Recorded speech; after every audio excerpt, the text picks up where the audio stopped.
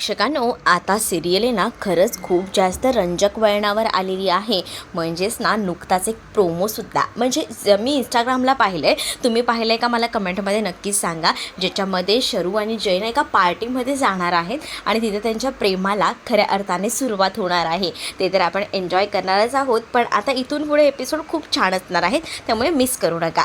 चला तर मग आजच्या भागाला सुरुवात करूया. सगळ्यात आधी आपण पाहतो की शरू आणि जय हे दोघंही जण बाहेर बोलत असतात. जयला खरं तर बोलवत नसतं की काय बोलू ह्या शरूला, पण तो नाईलाज असतो का होईना, तो ज्या कारणासाठी आलेला असतो ते कारण तो बोलून दाखवतो. आणि ते म्हणत असतो की खरं तर माझी चूक झाली, मी तुला थँक्यू बोललो नाही, पण आता मी तुला स्वतःहून बोलतोय की खूप जास्त थँक्यू असं. आणि मग जेव्हा तो थँक्यू वगैरे बोलतो ना, तेव्हा मात्र आता शरू खूप जास्त खुश होते, कारण तिला त्याच्याकडनं थँक्यूचीच अपेक्षा असते. आणि चक्क हा थँक्यू बोलायला इथपर्यंत आला आहे ना, हे ऐकूनच तिला बरं वाटतं, कारण ती त्याचीच अपेक्षा घेऊन बसलेली असते ना. तेव्हाच ना तुझ्या हातात काही असं देखील शरू आता जयला विचारते. तेव्हा जय सांगतो की माझ्या हातात हा वडापाव, आणि मग हातात असलेला वडापाव तो देऊ लागतो. आणि त्याचसोबत ना तिच्याबरोबर हातसुद्धा मिळवतो, कारण खूप छान काम तिने केलेलं असतं. आणि तो म्हणतो खरं तर तुझं कौतुक तर दुपारीच करायला हवं होतं, पण तुझं मी कौतुक करू शकलो नाही, म्हणून मी आता खास त्याचसाठी तुझं कौतुक करायला आलो आहे, असंही आता तो बोलत असतो. तेव्हाच ना मग जेव्हा तो तिला वडापाव देतो ना, तेव्हा मात्र शरू खूप जास्त हसू लागते. शरू आता जयला म्हणत असते की हा वडापाव तुम्हाला थँक्यू बोलण्यासाठी आणला आहे.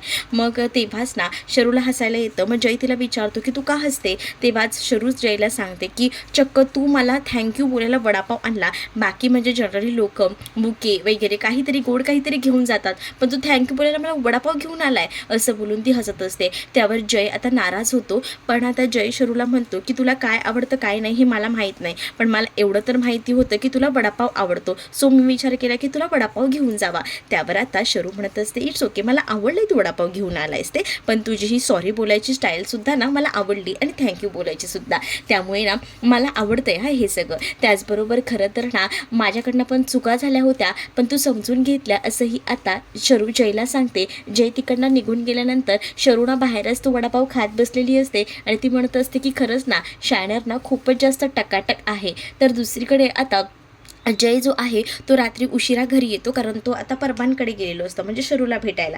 तेच तेजस्विनी जागी असते. तेजस्विनी आता त्याला म्हणते की आलास का, पण तो तिला विचारतो की तू काय करतेस. मग ती म्हणते की शेवटी तू नव्हतास ना, मुलगा घरात नसलं तर आईला कुठे झोप लागत असते. तेव्हा तो म्हणतो की अगं मम्मा, पण मी मोठा झालोय. मग आता तू कुठे गेला होतास. तेव्हाच तो सरळ खरं सांगतो की मी परबांकडे गेलो होतो वगैरे बोलण्यासाठी, आणि मी गेलो होतो असंही तो म्हणत असतो. पण आता मध्यंतरी आपण आता जेवत बसलो होतो, आणि मग लगेच असं सोडून जायची काही गरज होती का, असं देखील तेजस्विनी बोलत असते. तुला जर थँक्यू वगैरे बोलायचंच होतं तर उद्यासुद्धा कंपनीत आल्यानंतर तू बोलूच शकला असता की. पण तो म्हणत असतो की तूच म्हणतेस ना की जेव्हाचं काम तेव्हाच करायचं असतं, म्हणजे आपल्याला खरं तर तिला थँक्यू बोलायला उशीरच झाला. आधीच मी बोललं पाहिजे होतं दुपारी, पण मला माहीत नव्हतं. खरंच आता ऐन मोक्याला तिने ज्या काही गोष्टी जमवून आणल्या ना, त्यासाठी तिचं खूपच जास्त कौतुक आहे. तर इकडे तेजस्विनी म्हणत असते की मला कळतंय रे तिचं कौतुक आहे ते, पण माझं एवढंच म्हणणं होतं की सगळी कामं सोडून जायला नको. पण जय म्हणतो की उलट आहे ना, ह्या सगळ्या गोष्टी ना मी तुझ्याकडूनच शिकलो आहे,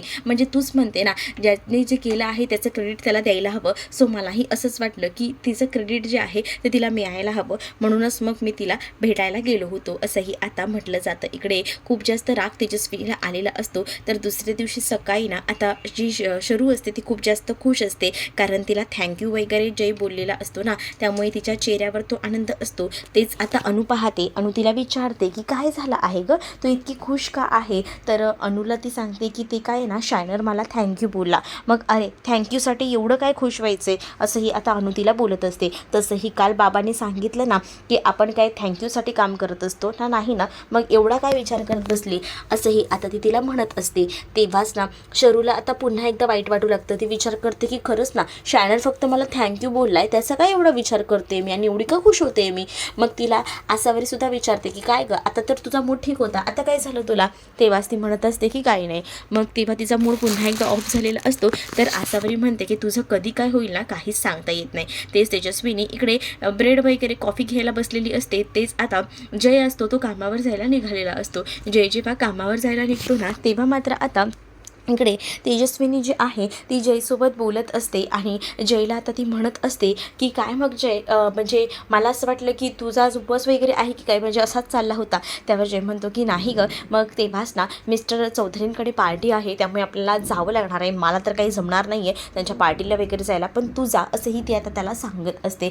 जेव्हा आता ती ह्या सगळ्या गोष्टी त्याला सांगते ना तेव्हा तो म्हणत असतो की मी पार्टीला जायचं आहे, पण आता ती सांगत असते की आपल्या आता नवीन साक्षी ऑर्गनाईज आलं आहे, तर अशा इन्व्हेस्टरसोबत आपली ओळख असायला हवी ना, त्यासाठी तुला पार्टी अटेंड करावीच लागेल. मग तो हो असं म्हणतो. तेवढ्यातच ना तो गप्पा मारत असतो तेजस्विनीसोबत, पण अचानकपणे ना तेजस्विनीला सुद्धा कॉल आलेला असतो. तेजस्विनीला कॉल येतो, म्हणूनच मग आता ती फोनवर बोलण्यासाठी म्हणून का होईना तिकडनं जाते. तोपर्यंत जयला कॉफी आलेली असते. जय आता ती ब्लॅक कॉफी पीत असतो. तेच आता तेजस्विनीला तो सांगत असतो की मॉम ऐक ना, कारण तोपर्यंत ती निघून गेलेली असते, कारण पासेस जे आहेत ते 2 आलेले असतात पार्टीचे आणि तो एकटा कसा जाणार, मग त्याला सोबत ना कोणीतरी हवं असतं. म्हणून त्याने आकाशला आता व्हॉइस नोट केलेली असते की आपल्याला पार्टीला जायचं आहे, सो तू माझ्यासोबत चल म्हणून. आणि त्यानंतर दुसरीकडे आता पाहायला मिळत असतं की इकडे आजीचा मेसेज आला आहे. अनु सांगू लागते पम्माला, पम्मा जेवण बनवत असते आणि शुभप्रभातचा मेसेज आला आहे. मग काय करायचं, हो हो तू पण एक स्वामींचा फोटो टाक आणि तू पण सकाळच्या शुभेच्छा दे, शुभ सकाळ वगैरे असं पम्मा सांगत असते. तेच आता इकडे आजी म्हणत असते की आपण कुठेतरी छान पिकनिकला जाऊया ना. तेच पम्मा सांगत असते की अक्कलकोट सांग. मग आता इकडे अनु म्हणते की आई पिकनिकला जायचे, तीर्थयात्रेला नाही, अक्कलकोट वगैरे सांगते असते. मग तेच तेजस्विनी टाईप करत असते. तेजस्विनी सांगत असते की लंडनला जायचं, युरोप टूर वगैरे काहीतरी करूया असा मेसेज येतो. तेच आता लंडन किंवा युरोप टूरला जायला किती खर्च येईल साधारण पम्मा विचारते. मग तेव्हा आपल्या पूर्ण फॅमिलीला म्हटलं तर 15 लाख तरी पकडून चाल. मग ह्या सगळ्या काही गोष्टी जेव्हा कळतात ना तेव्हा पम्मा म्हणते की बापरे, म्हणजे जर आपल्याला लोन काढावं लागेल तेव्हा कुठे आपण फिरू. मग तेव्हाच ना अनु सांगत असते की नको. मग तेव्हाच इकडे शरू म्हणत असते की आई तू एवढा विचार करू नकोस, आपण अक्कलकोटला जाऊया, स्वामीच तिकडेच आपण सगळे सदैव खुश आहोत त्यांच्याकडे गेल्यावरच असं शरू म्हणत असते. पण अनुसुद्धा आता आपल्या आईला चांगला सल्ला देते की तू तेजस्विनीचा विचार जास्त करू नको, कारण कधी बाई तशीच आहे, कुठचेही काही बाण मारणार, तिच्याकडे पैसा आहे त्याच्यामुळे ती अशी सगळं बोलत असते, पण त्या सगळ्या गोष्टीचा पम्माला त्रास होत असतो ना. तेच आता अनुना मुद्दामून मयूला म्हणत असते की काय गं तुला काय वाटतं ह्यांच्याकडे काय ब्लॅक वॉटरसुद्धा असेल का जाताना सुद्धा त्या घेऊन जातील तिकडे, असंही आता मुद्दामून मस्करी करत बोलत असते. तेच आता लंच टाईम झालेला असतो म्हणून खूप जास्त आठवण गौतमला खरं तर आसावरीची येत असते. मग तो असंच बसण्यापेक्षा व्हिडिओ कॉल करतो आणि मग तो आसावरीसोबत बोलत असतो. आसावरीला तो म्हणत असतो की खरं तर मला माझ्या सासूबाईंची आठवण येत होती त्यांच्या जेवणाची. मग आता ती म्हणते की बोलायचं आहे का, देऊ का फोन, मग मी कामच करते, देऊ का, असं बोलून ती मुद्दामून मजा घेत असते. त्यावर गौतम बोलतो तू पण ना दिसतेस जाती, पण खरंच ना खूप जास्त आकडू आहेस. मग तेव्हाच ना इकडे समायरा आलेली असते आणि समायराला कळतं की इकडे आसावरीचा फोन चालू आहे, म्हणून समायरा मुद्दामून ना गौतमच्या जरा जास्तच जवळ जात असते आणि गौतमला सांगत असते की चल ना रे गौतम, आपण दोघंही जण बाहेर जाऊया, म्हणजे थोडंसं खाऊन घेऊया, लंच टाईम झाला आहे तर. गौतम म्हणत असतो की मला भूक नाही आहे, त्याला त्याच्याबरोबर जायचं नसतं म्हणूनच तो सांगतो की मला भूक नाही आहे, पण आता ती काही ऐकत नसते. ती आता मुद्दामून घट्ट करते. तेच आता तोपर्यंत गौतमने फोन ठेवलेला असतो. मग आता समायरा बोलत असते की ज्या काही गोष्टी झाल्या त्या सगळ्या काही विसरून आहे ना मी पुढे जायला बघते, पण पुन्हा मला त्यामध्येच गुंतवत असतो. त्यानंतर ती त्याला घट्ट मिठी वगैरे मारते आणि मुद्दामून तिने परत एकदा आसावरीला व्हिडिओ कॉल केलेला असतो आणि ती जेव्हा मिठी मारते ना गौतमला ते सगळं काही तिला आसावरीला दाखवायचं असतं. आसावरी हे सगळं बघते तर तिला असं वाटतं की समायराला आसावरी आणि गौतमची भांडणं होतील, पण ह्या सगळ्या सिच्युएशनमध्ये ना